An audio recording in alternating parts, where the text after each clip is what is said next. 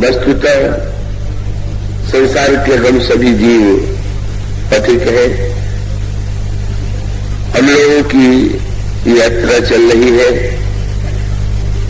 पर उस निर्णय ही ऐसी यात्री है जो इस यात्रा में लक्ष्य की ओर बढ़ रहे हैं। अधिकांश व्यक्ति ऐसे हैं कि जो समय व्यतीत होने के साथ साथ अपने जीवन के लक्ष्य से दूर होते जा रहे हैं।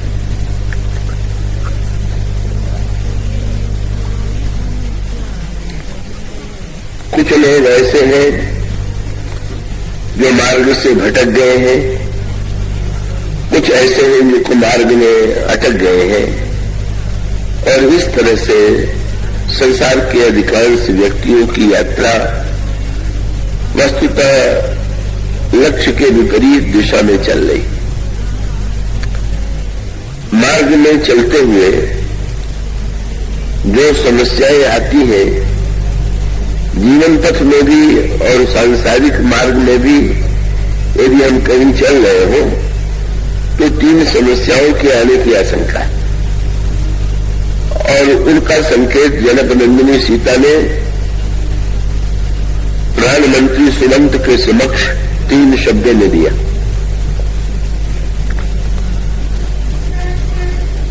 महाराज श्री दशरथ ने प्रधानमंत्री सुमंत को ये आदेश दिया था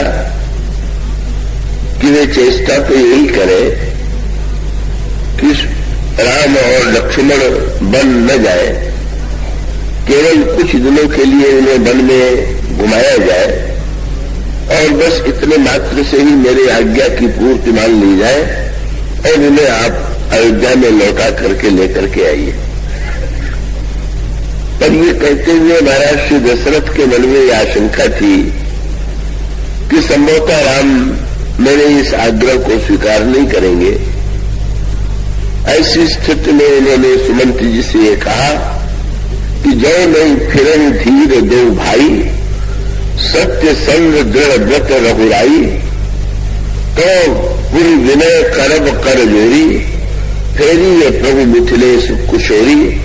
आप श्री राम से आग्रह कीजिएगा कि वे कम से कम जनक नंदिनी सीता को लौटा दें, और पुत्र बधू सीता से भी मेरी ओर से आग्रह करना वे अयोध्या में आकर के निवास करें।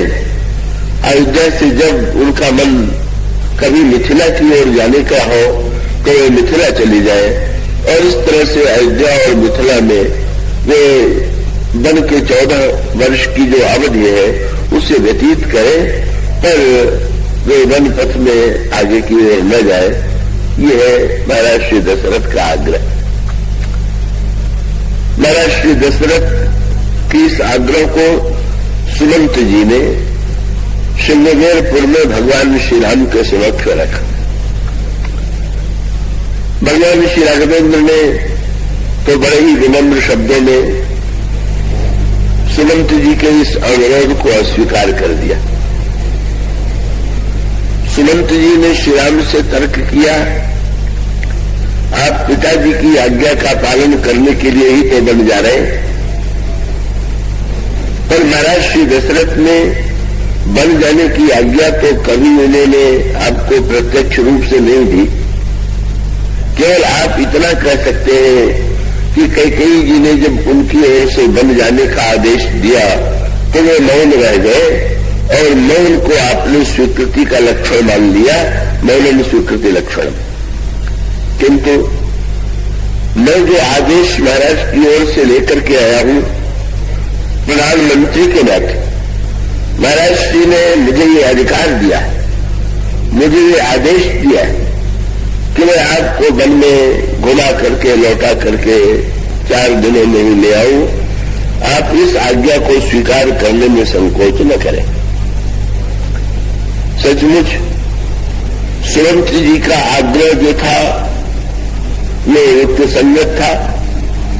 महाराज श्री दशरथ ने सचमुच आदेश यही दिया था, और ऐसी स्थिति में यही कहा जा सकता था कि श्री राम यदि पिता की आज्ञा के पालक है, पितृभक्त है, तो उन्हें चाहिए था कि वे सुमंत जी के साथ लौटा था।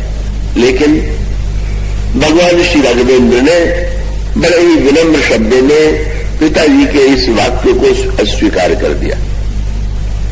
इन्होंने सुमंत जी से कहा कि प्रधानमंत्री जी, तात धर्म मत तुम सब शोधा। आप धर्म के रहस्य से परिचित हैं और धर्म के भी रहस्य से परिचित है, तो आप समझ सकते हैं कि मेरे लौटने में औचित्य नहीं। क्यों? तो भगवान श्री राम ने तर्क ये किया कि जिसे ये नियम है ना, जैसे एक न्यायाधीश, तो न्यायाधीश जो आज्ञा दे उसकी आज्ञा पालनी है, ये बिल्कुल ठीक। किंतु न्यायाधीश के ऊपर कोई बंधन है कि नहीं? मैं ऐसा करता हूं, आप एकाग्रता से इस बात को समझेंगे। क्या न्यायाधीश मनमानी आज्ञा देने में स्वतंत्र है क्या? और आप जानते हैं कि न्यायाधीश आज्ञा देने में स्वतंत्र नहीं, तब उसकी आज्ञा भी संविधान के अनुकूल होनी चाहिए, उसकी आज्ञा भी कानून के अनुकूल होनी चाहिए। और कोई न्यायाधीश अगर ऐसी आज्ञा दे जो कानून के अनुकूल न हो, संविधान के अनुकूल न हो, तो उसका परिणाम क्या होता है कि उससे ऊंचे न्यायालय में व्यक्ति अपील करता है, अपना न्यायवाद ले जाता है और वहां पर जो उपस्थित करने वाला वाद को वकील है वो यही तर्क करता है कि हमारे न्यायाधीश ने जो आज्ञा दी वो नियम के अनुकूल नहीं है और इसीलिए ये आज्ञा, इस आज्ञा को काट दिया जाए, अस्वीकार कर दिया जाए। इसी प्रकार से शास्त्रों में जब ये कहा गया कि गुरु पिता माता की वाणी को स्वीकार करना चाहिए, तो स्वीकार करना चाहिए तो एक पक्ष है, पर गुरु पिता माता को आज्ञा देते समय कोई बंधन है कि गुरु पिता माता आज्ञा देते समय स्वतंत्र है कि चाहे भी आज्ञा दे? तो कई लोग तो यही मनमाना अर्थ लेते हैं कि गुरु पिता माता स्वतंत्र है और वो चाहे जैसी आज्ञा दे दे, पर ये नहीं। गुरु पिता माता की जो आज्ञा होनी चाहिए तो वो भी वस्तुतः शास्त्र के अनुकूल ही होना चाहिए, और अगर वो आज्ञा शास्त्र के अनुकूल नहीं है तो आज्ञा वस्तुतः पालनीय नहीं है। ये धर्म का सूक्ष्म तत्व रामचरितमानस में स्वीकार किया गया। ऐसे भी आज्ञाकारी पुत्रों का वर्णन पुराणों में आया है कि जिन्होंने पिता की आज्ञा को बिना उचित अनुचित का विचार किए हुए ही स्वीकार कर लिया। बगुल वशिष्ठ ने ऐसे लोगों के नाम का स्मरण किया, पर यूं कह सकते हैं कि उन लोगों ने अपनी समझ से धर्म का पालन भले ही किया हो, पर जिसको धर्म का सार कहते हैं उस दृष्टि से वो युक्त संगत नहीं। इसलिए रामायण में इन दो शब्दों का प्रयोग किया गया, धर्म और धर्मसार। जहां पर केवल शब्द का अक्षरशः पालन किया जाता है वह धर्म है, और जहां शब्द के पीछे छिपे हुए उद्देश्य को दृष्टिगत रख करके धर्म को स्वीकार किया जाता है वह धर्मसार। भगवान श्री राघवेंद्र का संकेत क्या था? उनका अभिप्राय था कि 14 वर्ष बन जाने की जो आज्ञा है पिताजी, वो शास्त्र के अनुकूल है, संविधान के अनुकूल है। क्यों? पिताजी ने मां को ये वचन दिया था कि वो जो 2 वर मांगेंगी उसे वो पूरा करेंगे, और मेरी मां कैकेयी ने 2 वरदान मांगे, और एक वरदान उन्होंने मांगा भारत को राज्य, और दूसरा वरदान उन्होंने मांगा मुझे 14 वर्ष का वनवास। ऐसी परिस्थिति में अपने दिए हुए वचन के कारण सत्य की दृष्टि से का भगवान हमारे पिताजी बाध्य थे कि वो मुझे बन जाने की आज्ञा देते, और इसीलिए मैं उनके उस आदेश को आदेश मान करके 14 वर्ष के लिए बन जा रहा हूं। किंतु आप जो दूसरी आज्ञा लेकर के आए हैं वो आज्ञा तो वस्तुतः न्याय के और संविधान के अनुकूल नहीं। पिताजी भी कि संविधान का मूल आधार तो सत्य है, वचन का मूल आधार सत्य है। अगर सत्य का अपलाप पिताजी ही करेंगे, राजा ही करेगा, तो समाज में सत्य की प्रतिष्ठा कैसे होगी, सत्य की रक्षा कैसे होगी। इसलिए न तो आज्ञा का पालन करने में मेरा हित है, न तो पिताजी का हित है। क्यों? कि मेरा हित तो इसलिए नहीं है कि अगर मुझे बन जाने में कष्ट हो रहा होता तो ऐसी स्थिति में मैं ये कह सकता था कि चलिए इस आज्ञा से मेरा कष्ट बच जाए, तो मुझे तो वन में बहुत बड़ा लाभ होने वाला है। मुनिजन मिलन विशेष बन सबई भांति हित मोर, तो एक ओर बन जाने में मेरा भी हित है और पिताजी जो आज्ञा दे रहे हैं का उस आज्ञा का वही परिणाम होगा कि संसार में हमारे पिताजी की अपकीर्ति होगी। और शास्त्र कहते हैं कि अगर कोई सत्य का तिरस्कार करे तो उसको सद्गति की प्राप्ति नहीं होती। तो इसका परिणाम होगा कि इस आज्ञा को यदि मैं स्वीकार करूंगा तो पिताजी के न लोक की रक्षा होगी, न पिताजी के परलोक की रक्षा होगी, न तो मेरे हित की रक्षा होगी। ऐसी स्थिति में आप ये आज्ञा मुझसे मत कीजिए कि मैं लौट चलूं। और प्रभु ने कहा आज्ञा शास्त्र ने यह दिया है कि आज्ञा पिता की माननी चाहिए, तो बन जाने की आज्ञा तो पिता की आज्ञा है और 4 दिन में लौटाने की आज्ञा। पूछा प्रभु ने सुमंत जी से पूछा कि पिताजी ने क्या कहा, पूरी बात आप बताइएगा। तो उनको ये कहना पड़ा कि उन्होंने कहा कि दोनों भाइयों को लौटा ले आइए, लेकिन अगर दोनों भाई न लौटे तो मुस्कुराए। तो इसका अर्थ है पिताजी को स्वयं संदेह था कि उनकी आज्ञा ठीक है कि नहीं ठीक है। अगर उनको ये विश्वास होता कि मेरी आज्ञा बिल्कुल ठीक है तो वो तो जानते ही है कि मैं पिताजी की आज्ञा का पालन करता हूं।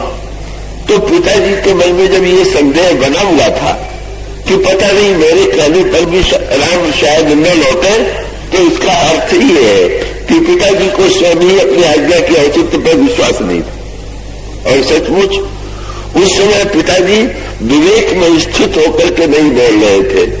उस समय पिताजी के मन में जो हमारी प्रति ममता है, पुत्र के प्रति जो राग होता है, आसक्ति होती है, ममता होती है, उस राग और आसक्ति और ममता के कारण ही पिताजी ने ये बात आपसे कही है। इसलिए आप मुझे बात देने कीजिए, मेरे लिए धर्म की रक्षा का उपयुक्त मार्ग यही है कि मैं वन की दिशा में जाऊं। वस्तुतः महाराज दशरथ को तो संदेह था ही, अब क्योंकि उन्होंने शब्द भी ये कहा था, सुमंत जी से कहा था कि जो नहीं फिरे धीरे 2 भाई। न लौटने में ये कह सकते थे कि राम बड़े हठी है, पर उन्होंने कहा कि दोनों भाई जो है बड़े धीर है। और एक बात की श्री राम के साथ और जोड़ दिया, जो नहीं फिरे धीरे 2 भाई, सत्य संग दृढ़ व्रत रघुराई। राम बड़े सत्य संग है और अपने व्रत में दृढ़ रहते हैं। ये शब्द ही बताते हैं कि महाराज श्री दशरथ अपनी आज्ञा देते समय केवल स्नेह से विचलित परिस्थिति में आज्ञा दे रहे थे, ममत्व के कारण आज्ञा दे रहे थे। उस आज्ञा के मूल में धर्म नहीं था। परिणाम ये हुआ कि सुमंत जी को मौन हो जाना पड़ा। पर सुमंत जी ने कहा कि मान लिया आप ठीक कह रहे हैं, लेकिन जनक नंदिनी सीता के लिए धर्म क्या है? शास्त्र ये कहते हैं कि सास ससुर की सेवा की जानी चाहिए। पति के प्रति अनुराग, पति की सेवा तो पत्नी का कर्तव्य ही है, पर सास ससुर की सेवा भी तो कर्तव्य है। तो ऐसी परिस्थिति में धर्म की दृष्टि से भी और स्नेह की दृष्टि से भी जनक नंदिनी को चाहिए कि वे अयोध्या ले जाए, अयोध्या लौट चले और वन में जाए। और साथ साथ 2 बातें उन्होंने कही। उन्होंने ये कहा कि सीता इतनी सुकुमार है और इन पर तो कोई आज्ञा का बंधन नहीं है। कैकेयी जी ने इनके लिए वचन नहीं लिया है। धर्म की रक्षा के लिए भी इन्हें अयोध्या में रहना चाहिए, तो आप कम से कम पहले ये प्रभु मिथिलेश किशोरी, आप जनक नंदिनी सीता को लौटने के लिए कहिए। पर भगवान श्री राघवेंद्र का कोई तर्क श्री सीता जी स्वीकार नहीं करती। श्री सीता जी ने ठीक वही बात जो सुमित्रा जी ने लक्ष्मण जी से कही थी, वही श्री सीता जी ने भगवान श्री राम से कहा। जब प्रभु ने श्री सीता जी से कहा कि सास ससुर की सेवा करना तुम्हारा कर्तव्य है, धर्म है, लक्ष्मण जी से प्रभु ने कहा था, लक्ष्मण पिता माता की सेवा करना पुत्र का कर्तव्य है। तो लक्ष्मण जी ने कह दिया कि मैं गुरु पिता माता किसी को जानते ही नहीं, गुरु पिता माता नहीं जानो खाओ। प्रभु ने भेज दिया सुमित्रा अम्मा के पास, जाओ पहले उनसे तो मिल करके आओ। जब सुमित्रा अम्मा के पास गए तो सुमित्रा अम्मा ने पूछा कि जब उन्होंने तुमसे ये कहा कि पिता माता की सेवा करो तो तुमने क्या कहा? बोले मैंने तो ये कहा कि मैं माता पिता किसी को मानते ही नहीं। तो लक्ष्मण ये तो तुम्हारा उत्तर धर्म के विरुद्ध था। तो मां अगर मैं उनकी ये आज्ञा मान लेता तो मैं बन जाने से वंचित रहता? कहा नहीं, मैं बता रही हूं, जब श्री राम ने तुमसे ये कहा कि माता पिता की सेवा करना कर्तव्य है, तो तुम्हें कहना चाहिए था कि मैं भी इस कर्तव्य को स्वीकार करता हूं। पर इसके पहले ये निर्णय हो जाना चाहिए कि माता पिता है कौन। और सुमित्रा अम्मा ने कह दिया कि ता तो तुम्हारी मां तो वैदेही और पिता राम सब भांति सनेही। तुम्हारे पिता श्री राम है, माता वैदेही है, इसलिए तुम्हें ये कहना चाहिए था कि मैं सेवा के लिए ही तो बन चलना चाहता हूं।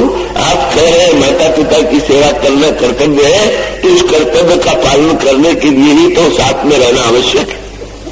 और मां ने पूछ दिया, उन्होंने क्या कहा? उन्होंने कहा कि मैं अयोध्या में रुक जाना चाहिए। तुमने क्या कहा? मैंने कहा मैं तो बन चलूंगा। मैंने कहा बिल्कुल ठीक नहीं, तो तुमको कह देना चाहिए था कि मैं अयोध्या में ही तो रहूंगा। आप बिल्कुल ठीक आदेश दे रहे, पर पहले निर्णय हो जाना चाहिए कि अयोध्या कहाँ है। और तब सुमित्रा अम्मा ने सूत्र ले दिया, कहीं अवध जन राम निवासु, कहीं दिवस जन भानु प्रकाशु। राम जहां निवास करते हैं वही तो अयोध्या है। मन का ऐसा अमोघ था कि लक्ष्मण जी को लगा कि प्रभु ने मुझे जानबूझ करके मां के पास भेजा, मेरे चिंतन में जो कमी थी वो मां की कृपा से दूर हो गई। श्री सीता जी ने तो इसी प्रकार का उत्तर प्रभु को पहले दे दिया। प्रभु ने कहा कि क्या सास ससुर की सेवा करना पुत्र वधू का कर्तव्य नहीं? और क्या तुम उस कर्तव्य कर्म का पालन नहीं करोगे? तो श्री सीता जी ने कहा कि मैं सास ससुर की सेवा करने के लिए ही तो आपके साथ चलना चाहती। क्यों? तो उन्होंने कहा प्रभु, क्या आपका परिवार सचमुच इतना छोटा है जैसा लोगों का हुआ करता है क्या? हम लोगों का परिवार तो सीमाओं में घिरा हुआ है। परिवार का अर्थ यह है कि घिरते घिरते व्यक्ति जो है इतना सिमट जाता है कि उसका परिवार केवल अपने पुत्र और पत्नी तक ही रह जाता। तो प्रभु आप जब ये कहते हैं कि सास ससुर की सेवा करना चाहिए, तो क्या आपका भी परिवार केवल अयोध्या में ही है क्या? और आप जब बन जा रहे हैं तो क्या परिवार को छोड़ करके जा रहे हैं? और परिवार को छोड़ करके जाना क्या धर्म के अनुकूल आपके लिए है क्या? आप परिवार को छोड़ करके चले जाए और दूसरे से कहे कि मैं परिवार को नहीं छोड़ना चाहिए, तो आपकी बात स्वयं आपके वाक्य के प्रतिकूल है। तब श्री सीता जी ने बहुत मधुर बात कह दिया, महाराज यहां तो मैं सास ससुर की सेवा जितनी बन पड़ी मैंने किया और भविष्य में भी लौट करके करूंगी, लेकिन वन में जो इतने सास ससुर है उनकी कैसे सेवा होगी? कौन ससुर है? श्री सीता जी ने कहा सास ससुर सब मुनित्य मुनिवर। और ऐसी परिस्थिति में अयोध्या में परिवार अधूरा है और चित्रकूट में पूरे परिवार की सेवा का अवसर मिलेगा, इसलिए कृपा करके आप मेरा परित्याग न कीजिए, मुझे यहां रुकने के लिए न कहिए, आप मुझे साथ में ले चलिए। प्रभु मौन हो गए। लेकिन सुमंत जी का तर्क ये था कि वन की यात्रा इतनी कठिन है तो उस यात्रा में जनक नंदनी सीता को महान कष्ट होगा, इसलिए उनको नहीं जाना चाहिए। दूसरा पक्ष था, धर्म भी अपने शरीर की सीमाओं से जुड़ा हुआ है, और जब इनका शरीर उतना कष्ट उठाने योग्य नहीं है तो इन्हें वन की दिशा में जाने के निर्णय को स्थगित कर देना चाहिए। जनक नंदिनी सीता ने तब जीवन पथ के 3 सूत्रों की ओर हमारा ध्यान आकृष्ट किया। उन्होंने कहा कि आप पिताजी से कह दीजिएगा। जहां तक धर्म की बात है उसका उत्तर मैं दे चुकी, लेकिन जहां तक पिताजी के वात्सल्य और उनकी चिंता का प्रश्न है, मैं उन्हें आश्वासन देती हूं कि मेरे लिए ये यात्रा जितनी कल्याणकारी है, जितनी सुखद है, और जीवन में सचमुच इस यात्रा के बिना तो मुझे ऐसा अनुभव होगा कि जैसे मैं भटक गई, और ऐसी स्थिति में पिताजी से मेरी ओर से प्रणाम कहिए, और प्रणाम करके कह दीजिए कि मार्ग की 3 समस्याएं मेरे सामने नहीं आ गई। और वो 3 समस्याएं इतनी पंक्ति में, वो इतनी सुंदर पंक्ति है कि छोटी सी पंक्ति में उस समस्या का उन्होंने 3 शब्दों में संयोजन कर दिया, और वो 3 शब्द है। उन्होंने कहा, नहीं मग श्रम भ्रम दुख मन मोरे। न तो मार्ग में मुझे श्रम की अनुभूति होगी, न तो भ्रम की अनुभूति होगी, और न तो दुख की अनुभूति होगी। यही 3 समस्याएं यात्रा में सबके सामने आती हैं। कहीं आप चले तो थकान आएगी, तो श्रम की समस्या, और चलते हुए भी चलते ही जाए, और जहां के लिए चले थे वहां तक न पहुंचे तो फिर बुद्धि में भ्रम होगा। बुद्धि में भ्रम ये होगा कि कहीं हम गलत दिशा में तो नहीं जा रहे हैं, क्योंकि इतने समय से चल रहे हैं और चलते हुए भी जहां पहुंचना चाहिए वहां हम नहीं पहुंचे, तो भ्रम की दूसरी समस्या। और लंबे समय तक चलते हुए थकान भी आ गई, मार्ग के विषय में भ्रम भी हो गया, तो व्यक्ति के अंतःकरण में महान दुख होगा कि इतना परिश्रम मैंने किया पर मैं भटक गया और अपने लक्ष्य तक नहीं पहुंच पाया। तो शरीर में श्रम, बुद्धि में भ्रम और मन में दुख, यही 3 समस्या प्रत्येक व्यक्ति के सामने। यही प्रश्न जो है हम लोगों के सामने भी है, हम लोगों के जीवन में भी, श्रम भ्रम और दुख की समस्या।